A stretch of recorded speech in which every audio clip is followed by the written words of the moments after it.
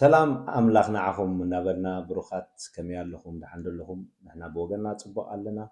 مبار لومي كم تي لمودنا مدبنا حيزنا نباخم دبخلنا لنا تصموات خاتاتولنا تسفى جبر يورتي شالوم شالوم بروخات كم يكنيهم دحند قنيهم سلام يسوع كريستوس نعفاتكم يخون أكل قرنعة عالم كنكم تكتاتولنا لو مخاكم وترو يسوس مني بزبل أرستي نباخم متئنا لنا يسوس تسبيخ زي تودع يسوس نايزل عالم هيوت يسوس من قدن حق ان هيوتن بزبل كالو معنتي يسوس مني زبل أرستنا حزنا متئنا لنا نباخداني اوكي ثانك يو ورا بار لومون كم تزولناكم تحسنا حيزنا قريبنا لنا يسوس مني زبل يسوس قالوا من قد مقانقا بقالو غيرنا خنرينا مالتي نا يسوس من قدنا هيوتنا من قدنا أبو مخانقا قالوا كبرهالناي مالتي نا تقدامي تزلاتني قال بقى كجمري مالتي بار وانجيل يوحنس معرف 14 6 كم زبل قال نركب مالتي يسوس كا من قدن حقن هيوتن أنا إيه زي بقاي حدا يكون أبو زمت يلبوني بلنا إذا انت هيدبل له يسوس من قدن حقن هيوتن أنا إيه زبل كل جزء نا يسوس كريستوس أنا نبلن بوتاتات علوا زين كابتن أنا زبلن حدا بوتاتات انتاي أنا يتمنقد بلالو نايم انتاي منقدي نابو زئتو نافتا هيوت تئتو نافتا نايزل عالم يتوسد كل جزء مني نبلالنا يسوس كريستوس مني تيلنا يسوس كريستوس منقديو يسوس كريستوس مني يسوس كريستوس حقيو ስለዚህ ቃሉ ይቆም ዝብልሎ ማለት እዩ ኢየሱስ ክርስቶስ ባዕሉ ተዛርቦ ባንደበቱ ማለት እዩ ኢየሱስ ክርስቶስ መንገድን ሐቅን ህይወትን አነ መንገዴ አነ ህይወቴ እብለናሎ ማለት እዩ ስለዚህ እቲ ሓንቲ መንገዲ ናይ ህይወት እሳ መንያቴልና ናይ ኢየሱስ ክርስቶስ ማለት እዩ ኢየሱስ ክርስቶስ ብምእማንና ንኢየሱስ ክርስቶስ ብማሓዝና ናበቦ ንኣቱ ማለት እዩ ታ መንገዲ ንሳያ ካለ መንገዲ የለን መጽሐፍ ቅዱስ ካለ መንገዲ አሎ ተይልና مخدنا لنا ግን ሓንቲ ኣታ መንገዲ ንሳኻ ናይ መን መንገዲ ያ ናይ ኢየሱስ መንገዲ ያ ታ መንገዲ ኣነ ይብለና ኣሎ ኢየሱስ መን ይተልና ኢየሱስ መንገዲ እንታይ መንገዲ ሓቂ መንገዲ ህይወት መንገዲ ናበቦ ዘብጽሕ ናይ ዘለዓለም ህይወት ሰብ ኩሉ ግዜ ዝሓስብ እንታይ ታ ዘለዓለማዊ ህይወት ብምንታይ ያትርከብ እጂ በብዙሕ ነገር ትርከብ መሲልና ኣብ ብዙሕ ነገር ደሊና ኢና ቅድሚ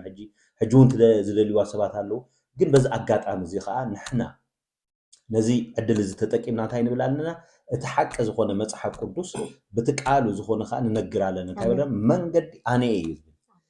قد محجي نغيروكم مانم سبنا زلوس اني خبل زخل يلن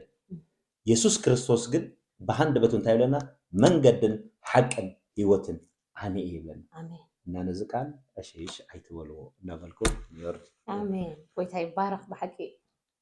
يسوس منقدن حقن هيوتن زخنا أملاخ هنا بقى أنا ملاخ نزي أملاخ زخاسي نبزنا يتخكلنيا منقد نبزنا يتخكلنيا إحنا حق منقدي نا حقي هيوت كأن إحنا نعون بلعلنا له معك مخناتو تا منقدي نسوت رايس لزخنا أنا قبل زخيل يلن بيجاك يسوس كريستوس مخناتو نسو كل زفت أمي كل فتسي ما عرفت مسكال تفت أما زبالة لزخنا بقى أنا يبل ملو فتسوم أملاخ زخنا ፍጹም ሰብ ዝኾነ ኢየሱስ ክርስቶስ ንሱ ጥራይ ኣነ ክብል ዝኽእል ስለዚ ኣነ መንገዲ ሓቂ ኢልና መንገዲ ህይወት ይኸኣይልና ኢየሱስ ክርስቶስ ጎይታ እዩ ኣብ ወንጌል ዮሐንስ ምዕራፍ 10 ሃፍ 9 እንታይ ኢሉ እቲ ደገ ኣነ ይብል ኣብ ዝኸኣኒ እቲ ደገ መን እዩ ኢየሱስ ክርስቶስ እዩ ናብ መን ደእቱ ናብ እግዚአብሔር ኣቦ ዘእቱ ደገ ከዓ ኣነ እዩ እግዚአብሔር ዝተመስገነ ይኹን ብኣይ ዝኣቱ ክድሕን كأتون كوتسن مواسيون كركب إيو بمن زعتو بأي زعتو إيو كدحنن كأتون كوتسن مواسيون كركب إيو زعبير استمسكني يخون مخنياتون نسنتاي سلزخونة اتدقس لزخونة ناب أبو زو اتدقس لزخونة اتناوقو زعتو بيسوس كريستوس زمت كأتون كوتسني مواسيح كركب إيو اتناي حق واسو مني كون يسوس كريستوس زعبير استمسكني يخون ስለዚህ ትናይ በሐቅ ደገ መንዩ ኢየሱስ ክርስቶስ እዩ ኣነ ደገ ዝብል እትናብ ኣቦ ዝቆቱ ደገ ኢየሱስ ክርስቶስ እዩ ለማኸ ንሕና ናይዚ መዓልቲ እዚ ሰብ ዕድል ኮይና ናብዚ ደገ ዝኾነ ኢየሱስ ክርስቶስ ናብ እግዚአብሔር ኣቦ ዝቆቱ ደገ ዝኾነ ኢየሱስ ክርስቶስ ንዑ ንብል ኣለና ዋው ወይታ ይባረክ ባር ከምዚ መንገድን ደገን ዝኾነ ብክልቴን ክነብር ፀኒሕና ማለት ስለዚህ ሓደ ቃል ከዓ ዝገርም ኣብዚ ንረክባ ወንጌል ዮሃንስ ምዕራፍ 8:32 ከም ዝብል ቃል ኣሎ ንሓቂ ክትፈልጥዋ ኢኹም ተሓቂ ድማ ሓራ ክተውፃኩም እያ ይብል ሕጂ ንሕና ንዛረቦ ዘለና ሓቂ እዩ ማለት እዚ ናይ ምንታይ ናይ መጽሓፍ ቅዱስ ሓቂ እንታይ እቲ ሓቂ ንብል ኣለና መንገዲ ሓቂ እንታይ እቲ ሓቂ ደገ ሓቂ ስለዚ ስለቲ ሓቂ ኢና ንዛረብ ዘለና ብጣዕሚ ዝገርም ቃል እዩ ንሓቂ እንታይ ክትገብሩ ኢኹም ክትፈልጥዋ ኢኹም ሕጂ ሓቂ ምፍላጥ እዩ ዘድልየና ሎሚ እውን ንሕና ተራና ኮይኑ ንዛረብ ዘለና ነቲ ሓቂ ዝኾነ ክርስቶስ ንሰብክ ኣለና ወንጌል ንነግር ኣለና ሓቂ መን ይተልና እቲ ሓቂ ምስ ፈለጥካዮ እቲ ሓቂ ኢኻ ንኣብነት ብሎጂክ ክንሪኦ ከለና እንታይ ኣሎ ሓደ ሰብ ንኣሜሪካ ክኸይድ እንድሕር ደልዩ እቲ ሓሳቡ ንኣሜሪካ የቑሪፁ መንገዱ ንኣሜሪካ ክኸይድ ደልዩ ግን ናይ ጀርመን ኣየር ተሒዝዋ ኣሜሪካ ክበፅሕ ይኽእል ክበፅሕ ኣይክእልን ስለምንታይ ሓሳቡ እሱ እዩ ኣቑሪፅዎ ደሎ እሱ እዩ ግን ተሰቒልዋ ደሎ ወይ ሒዝዋ ደሎ መንገዲ ትኸይድ ደላ መንገዲ ግን ናብ ጀርመን እያ ንኣሜሪካ ተብፅሕ ኣይኮነትን ስለዚ ኩሉ ግዜ እቲ ሓሳብና ናይ ዘለዓለም ሂወት ተኮይኑ መንገዲ ከዓ ክንፈልጥ እንተኮይና መጀመርያ ናፍታ መንገዲ ኢና ንመፅእ እታ መንገዲ እንታይ ኢና ንብል ኣለና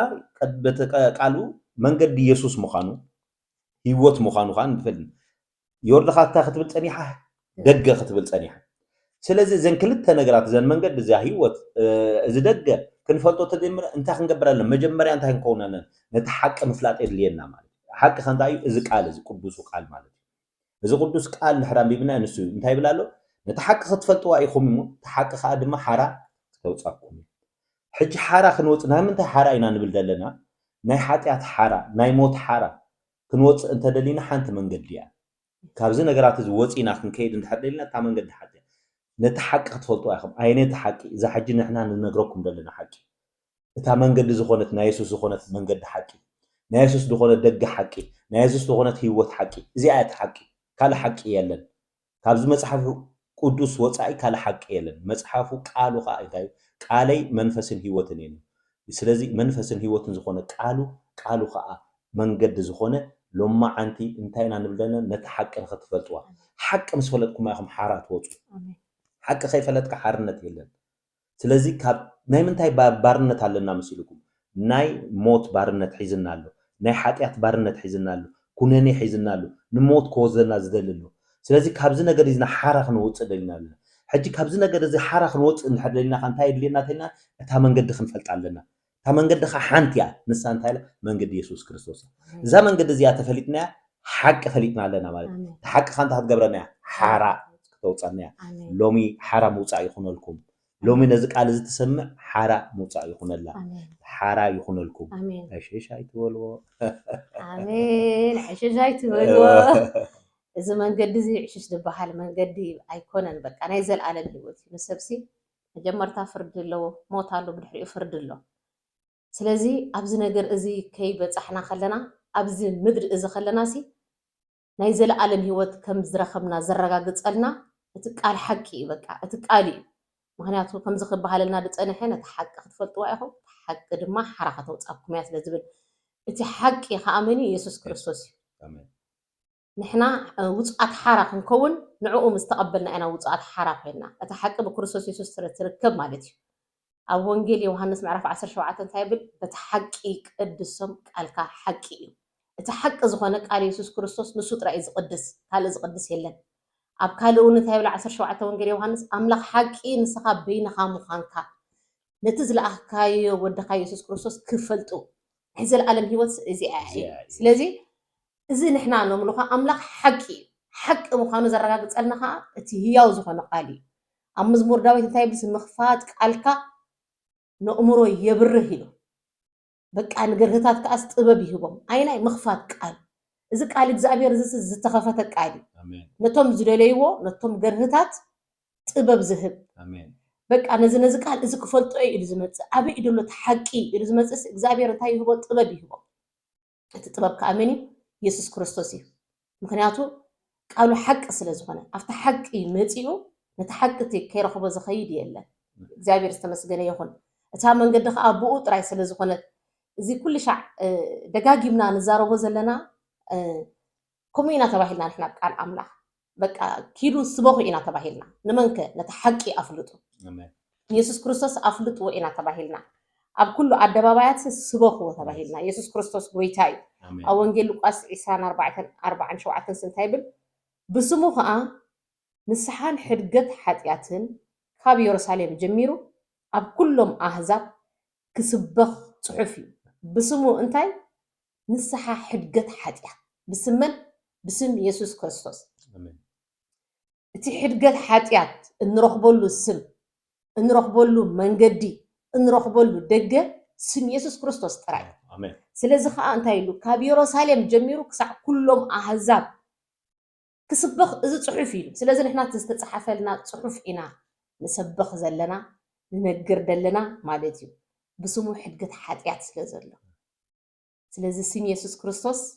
እቲ ሕድገት ሓጢኣት ክህብ ዝኽእል እንኮ ብቑዕ ዝኾነ በቦ ዝተመስከረሉ ደገ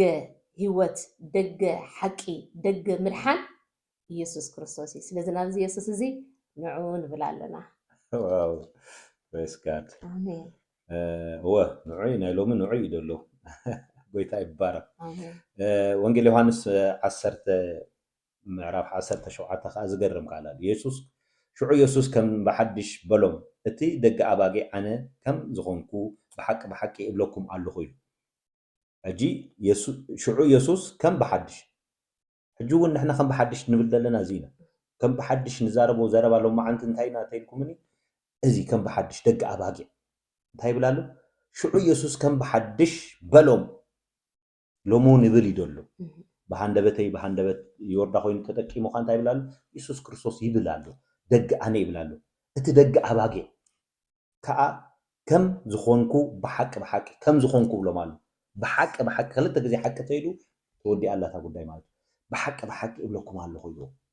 ሕጂ እውን ንሕና ብሓቂ ትደገ ኣባጊዕ ዝኾነ ኢየሱስ ክርስቶስ ንሱ በይኑ ሓደ እዩ እሱ እዩ ደገ እሱ እዩ መንገዲ ንሱ እዩ ካልእ ወልሓንቲ የብላን ናይ ሎም መዓንቲ ንዛረባ መልእኽቲ እንታይ ብጣዕሚ ኢምፖርታንት እያ እንታይ እታ መንገዲ ምፍላጥ ኣብዚ ዘመን እዚ ካብ ዝገርመኩም ብዙሕ ሰብ ናይ መንገዲ ስሒቱ ስለ ዘሎ እዩ መንገዲ ተስሒትካ ተወዲዩ ከምቲ ዝበልኩም ናብ ሓደ ቦታ ተሓስብ ኢኻ ኣብ እምሮኻ ኣሎ ግን እታ መንገዲ እታ ትኽክል መንገዲ ተዘይሒዝካ ናይ ዝሓሰብካ ይትበፅሕን ኢኻ ብዙሕ ግዜ ወን ኢየሱስ ንፈልጦ ኢና ኢየሱስ ነብሎ ኢና እወ ትፈልጦ ኢኻ ግን እታ መንገዲ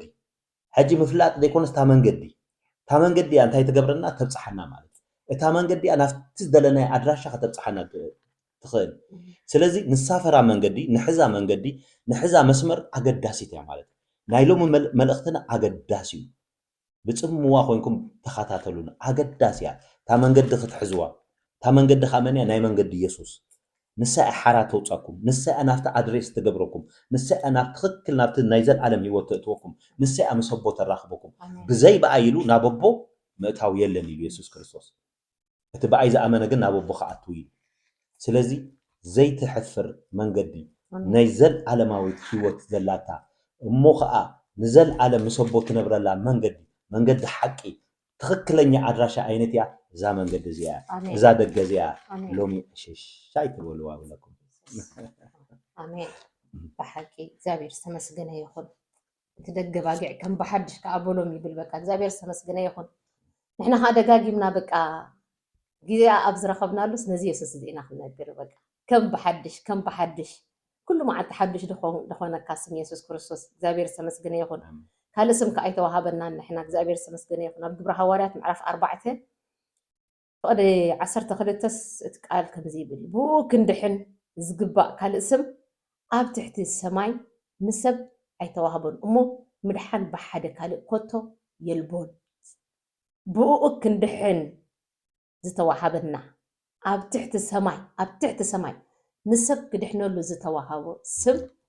ካልእ ኮቶ የልቦን ስም ኢየሱስ ክርስቶስ ጥራይ ተዋሂብና እቲ ደገ ምድሓን ንሱ እዩ እቲ መንገዲ ምድሓን ንሱ እዩ እቲ መንገዲ ሓቂ ንሱ እዩ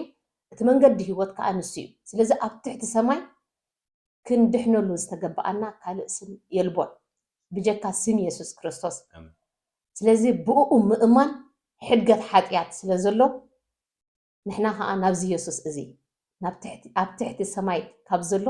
بولا حد كدحن أيتخليني بولا حد من قد حق خطركم أيتخليني بسم يسوع كريستوس جنا أبو زقتو ناي حق من قدي ناي حق هيوت ناي حق أملاخ نعون بلالنا زي حالك بار كم لو ما عنتي نولد لنا من أي من قد قداي يدلو زابير يبارك أنت قال كأخن بيه عبراويان معرف شو عاد عيسى حمشن كم زجر الكلام بس بالكلام سلازي دما نتوم بو أبيلوم ناب أملاخ زمتو كل جزء ما أنتم كلمن زنبر سلازخونه فتوم كدحنوم يكالو زجرهم كالي سلازي دما يلو نتوم بو أبيلوم بمن بيسوس بزا حج لهم معناتنا زارب هذا لنا من قد مالي بزا حق نبل هذا لنا بزا دقزي يعني سلازي دما نتوم بو أبيلوم ناب أمنا منينا ناب أملاخ نابو زئتو من قدينا لو ما عند ذا ابراوينكم ولا مال بو ابيلوم ناب املاخ زمصو كل غزي معاس حدا غزي نانو كل غزي زبل حزولي ما انتم كلمن زنبر سلازخونه فصم كدحنوم يكالو فصم ترف ديبلا فصم كدحنوم زكالو من يزك فصيمو كدحن زخيل حدا ود املاخ نسو مني يسوع كريستوس يسوع مني يسوع مدحاني امين يسوع فتصيمو زدحن امين نخل غزي خا انتي يغبريلو يلمنالو امين فتصيمو كدحننا زخيل مساع زمان قد زي قال من قد يلا كل غزي خا تبلك احزولي كل غزي لومون كل غزي مالت لوم عنتي ون ذا غزي زي كمان ذا معالت زي نايمنيا معالت مدحانسي لو حجي ايبل معالت مدحان معاسيا حجي معالت مدحان حجي امين نزوم تسمعنا خا معالت مدحان حجي انا بلالنا امين معالت مدحان معاسيا حجي اشيش ايتولوا امين اشيش ايتولوا واو رجت معالت مدحان حجي زابير سمسجنا يكون هاليلويا امين اب جبر حواريات معرف عصرت زلخا كبربع عن تنسي زابير سمسجنا يكون أملاخ ون نهيوانن موتانن فراد كخون زمدبو نسو مخانو نهزبي كنسبخن كنمسكرن عززنا أملاخ نهيوانن موتانن فرادي كخون زمدبو نسو مخانو نهزبي كنسبخن كنمسكرن عززنا بقو إذا أمن زبلة بسمو حدقت حقات كم زركب كل نبيات يمسكرولو قالو بمن بسمو إذا أمن زبلة حدقت حديات كم زركب إلى نجزابير سمسجنا يخون إذا أملاخ إزي نهيوان نموتان زفرد نسو مخانو كم زر مسألة أملاخ بقع زخنا أملاخ فتقم زخنا أملاخ منهم عبرن رخصة زي ترحبو سلا زخنا إيو كل حين نعنا متيو كما بتصبح زقلقلو زنبورو كهنات ترحني كالو سلا زي حنسابنا حوارو حنت مسوات جيرو زفتصمو إيسوس كريستوس جنا بقول كوينو ترخيبو امين تمنقد نسو كوينو ترخيبو سقع ذا حجي ساعات ون يلمن الله نعون دابل إيسوس كريستوس بتاع عباي معلتس إيسوس كريستوس عاو إلو تقدر يبل أو إنجيل يوحنس عاو إلو تقدر أنت إلو زتأمر أنت لوسي نباي يمسح حجو نباي يمسح بلا لويتا نهزبو نباي نعوم أنا كعرفكم بلا لو أتعرفت أو أصل زلوا أتم تتعرون صار زخبركم كلهم نباي نعوم إذا ما عتزي أصور زخبرة أرعد زخبرة عبارنا دلا نفس بقى أتم تسعرون صار زخبركم نباي نعوم أنا كعرفكم يسوع كريستوس ويتاي امين تمعرفوا نسوس لزخنا أنتو أنكو دق عرفت زلوا يسوع كريستوس دق مرحان يسوع كريستوس أنا كعرفكم نباي نعوم بقى صوري فوكس أرعتي قليل هاليلويا كم زعينة يسوسي تنعو زبالة يسوسي أرعد كسعن زيكونسي أرعد كاوسيدو صور كاوسيدو صورو قليل أرعد فوكس لبو تحت تمهرتو بقى كل يسوس كريستوس لواه زخنا قويتا نابزي ينعو لنا بقى نافت لواه زخنا قويتا نافت حياواي زخنا قويتا نافت روح زخنا قويتا ناباي نعو بقى نفسهم سي عرفتك تركبي سلازم إحنا نافت وهاب عرفت زخنا نتا نتفت أريا تا نفسي نجزاء بهير بارغ إلى وداويت مريم قالك كعكم إله ነብሰይ በቃ ኢላ ሃሌሉያ ንእግዚአብሔር ትዕብዮ መንፈሰይ ከዓ በታ ኣምላኽ መድሓኒት ስባህ ይብሎ ነብሳ ግን እንታይ ኣጊራ ንእግዚአብሔር ዕብያ ናብ መን እንታይ ምስ መፃ እቲ ቃል ናብ ኣምስ ወደቐ እቲ ቃል ናብ ኣምስ መፀሲ ዕረፍቲ ረኺባ ሰላም ምስ ረኸበሲ ነፍሰይ ንእግዚአብሔር ትዕብዮ መንፈሰይ ከዓ በኣምላኽ መድሓኒይ ባህ ይብለሎ ኢላ እግዚአብሔር ዝተመስገነ ይኹን ስለዚ ንሕና ከዓ ሎማ ዓንቲ ናብ ዝደግዕ ዕረፍቲ ዝኾነ ኢየሱስ ክርስቶስ እቲ ናባይ ንዑ ድበለ እቲ ዓው ኢሉ ድጨደረ ዝፀምእ እንተሎ ናባይ ይምፃእ ድበለ ጎይታ ፅምኣትና ዘርወየ ጎይታ ሕጂ እውን ንፅዋዓሉ ሕጂ እውን በኣና ገይሩ ይፅዋዓሉ እግዚአብሔር ዝተመስገነ ይኹን ንሕና ድማ ናብዚ ናይ ዕረፍቲ ጎይታ ዝኾነ ንዑ ንብል ኣለና ዋው የርዲ ፀገየ ብዛሓልኪ ብጣዕሚ ደስ ዝብል መዓልቲ ሎሚ መንገዲ ሓቂ ሓርነት ዘውፅእ ቃል ኢና ክንነግር ናይ ክርስቶስ ቃል ኩሉ ግዜ ጥዑም ክትዛረበሉ ጥዑም ንሰባት ጥዑም ፈዋሲ ስለዝኾነ መንገዲ ስለዝኾነ ህይወት ስለዝኾነ ማለት እዩ ስለዚ በዘን ቃላት እዚአን ሎማዓንቲ ንሰባት በፅሕና ክንከውን ተስፋ ይገብር ማለት እዩ እና ኢየሱስ ክርስቶስ ኩሉ ግዜ መንገዲ ንሱ ሓቂ ንሱ ህይወት ንሱ ኣሜን እና ሽሻይ ትበሉ ንዑ ንብል ኣለና ኣሜን ናይ ሎሚ ትሕዝቶይ ኖ ኣብዚ ናይ ሎማዓንቲ ትሕዝቶና እዚ እዩ ገለ ትብልዮ ዘሎ ይወድኻ በቃ ተሰቢኹ ዘይተወድአ ኢየሱስ ክርስቶስ መንገድን ሓቅን ህይወትን ዝኾነ ጎይታ ናብ ኣቦ ክንኣትወሉ ዘለና መንገዲ ሓደ ንሱ ጥራይ እዩ ኣብ ቀዳማይ ጴጥሮስ ምዕራፍ 3 ፍቅዲ 18 እቲ ቃል እንታይ ይብል ክርስቶስ ድማ ናብ ኣምላኽ ምእንቲ ከቕርበና ኢሉ ንሱ እቲ ጻድቕ ስለቶም ዓመፅቲ ሓንሳ ስለ ሓጢኣት ሞተ ንምንታይ ክርስቶስ ድማ ናብ ኣምላኽ ምእንቲ ከቕርበና ንዓናስ ናብ ኣምላኽ ከቕርበና ኢሉ ንሱ እቲ ጻድቕ ኢልዎ ንሱ እቲ ጻድቕ ስለቶም ዓመፅቲ ሓንሳ ስለ ሓጢኣት ሞተ ብስጋ ሞተ ብመንፈስ ግና ህያው ኮነ ኢሉ እዚ ኩሉ ኢየሱስ ክርስቶስ ዝገበሮ እንታይ እዩ ንዓና ናብ ኣምላኽ ምእንቲ ከቕርበና ጻድቕ ክንሱሲ ስለቶም ዓመፅቲ ግን ሞተ ኢሉ ስለናሲ ዓመፅቲ ከለና ስለና ሞይቱ እንታይ ክገብር ናብ ኣምላኽ ከቕርበና ምክንያቱ ኢየሱስ ክርስቶስ ነቲ ባዕሉ ዝፈጠሮ ህዝቡ ከም መልክዕና ከም ምስለና ሰብ ንፍጠር ዝበለ ንጥፍኣት ክኸይድ ኣይኮነሉን በቃ ፍቅርና ስለ ዘለዎሲ ናብኡ መሊሹ ንክመልሰና ኢሉ ነቲ ሓደ ወዱ ሰዲድልና ስለዚ ናብ ኣምላኽ ምእንቲ ከቕርበና ኢሉ ጻድቕ ክንሱ ስለ ዓመፅቲ ንሱ ብስጋ ሞይቱ ብመንፈስ ግና ህያው ኮይኑ ስለዚ ንሕና ንዑ ንብል ዘለና ሰቂልና ኣይኮናን ዝሞተ ኣምላኽ ኣይኮናን ንሕና ንብልኽ ህያው ዝኾነ ኣምላኽ ዝተንስአ ኣምላኽ ኣብ የማን ኣምላኽ ዝተቐመጠ ኣምላኽ ተመሊሱ ከዓ ኣብ ዳሕራይ ግዜ ንሱ ሓጢኣቶም ኩሎም ብዙሓት ከርሕቕ ኢሉ ካልኣይ ግዜ ግን ክምለስ ኢሉ ነቶም ምድሓን እቶም ዝፅበይዎ ነቶም ዝፅበዮ ከዓ ተመሊሱ ክመፅእ እዩ ስለዚ ነምልኻ ኣምላኽ ተመሊሱ ድመፅእ ብክብሪ ብኣላፋት መላእኽቲ ተዓጂቡ ዝመፅእ ስለዝኾነ እዚ ኣምላኽ እዚ ኣሕዋተይ ተቀዳደሙ በቃ ክልተ መንገዲ እየን ዘለዋ ኢሉ እታ ሓንቲ ፀባብ እታ ሓንቲ ገፋሕ ናብታ ፀባብ መንገዲ ግን በቃ ምግዳል እያ እዛ ፀባብ መንገዲ እዚኣ በቃ ተደፋፊእና ንእቶ ምክንያቱ እዛ መንገዲ እዚኣ ናይ ዘለዓለም ሂወት ኣለዋ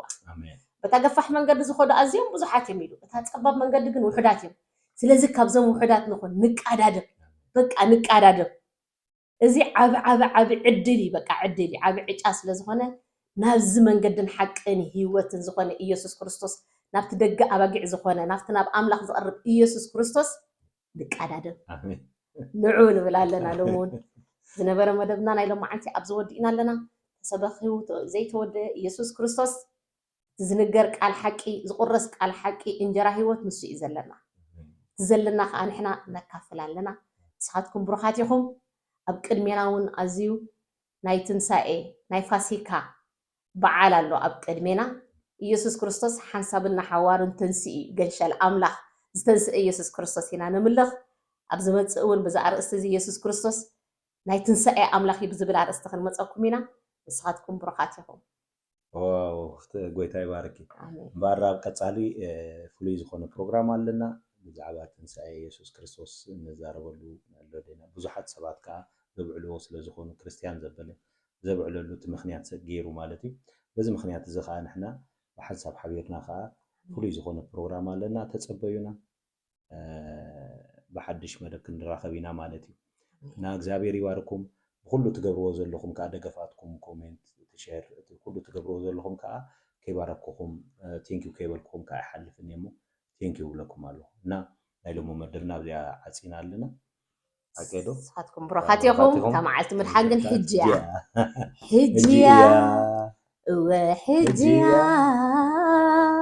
ሕጂ እያ እታ መዓልቲ ምድሓን ሕጂ እያ